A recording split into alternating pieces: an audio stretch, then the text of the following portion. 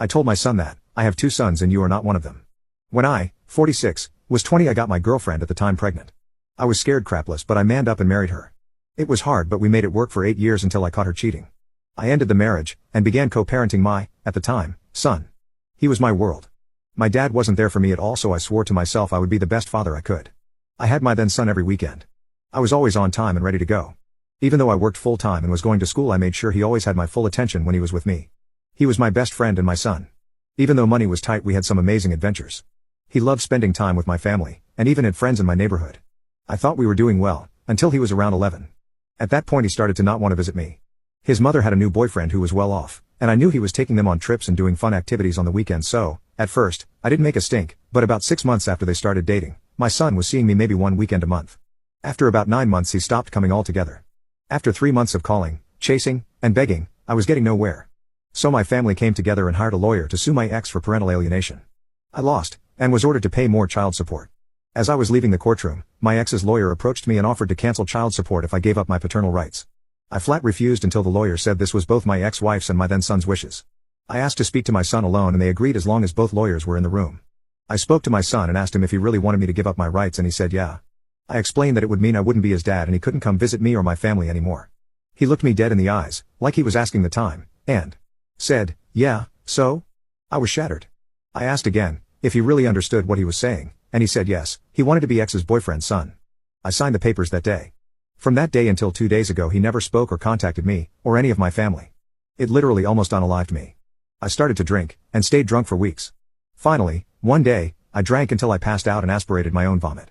I would be dead now except the mailman dropped a package addressed to me to my neighbor's house and she saw me convulsing through my window, and called 911. I spent 2 weeks in the hospital with aspiration pneumonia. After that I moved back to my hometown, got a new job, hit the gym, and spent 4 years in intense psychotherapy. I was finally able to let it all go, and move on with my life. About 6 years after my move I met my now wife, and she had an 11-year-old son.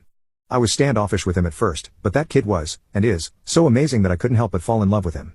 The day he turned 18 he asked me to adopt him. His father left when he was 5, never to be seen or heard of again. It was the proudest day of my life. He and his mother turned my life around and gave me a reason for living.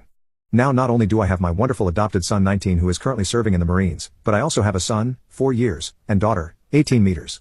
My career has also taken off, and I'm doing very well for myself and my family. I am a comeback story. I went from a man no one could love, to a successful father of 3 with a beautiful wife and family. I survived.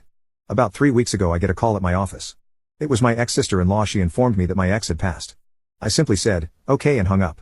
It's been 14 years since I've had any contact with any of those people, and I have no desire to know anything about them now. On the 4th my family and I were getting ready to go to a picnic when there was a knock on the door.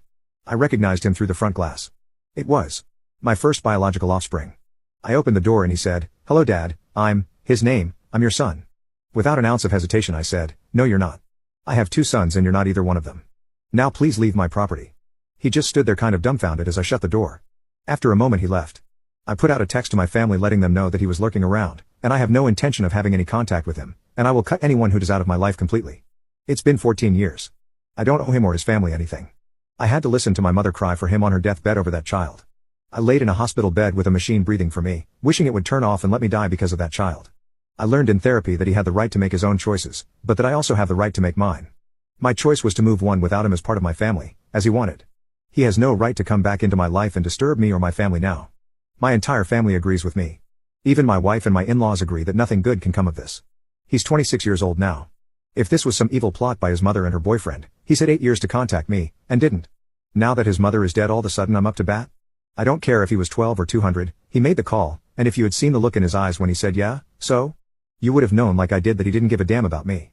So I had to stop giving a damn about him to survive. He doesn't have the right to ambush me on my front porch and act like he's anything to me now.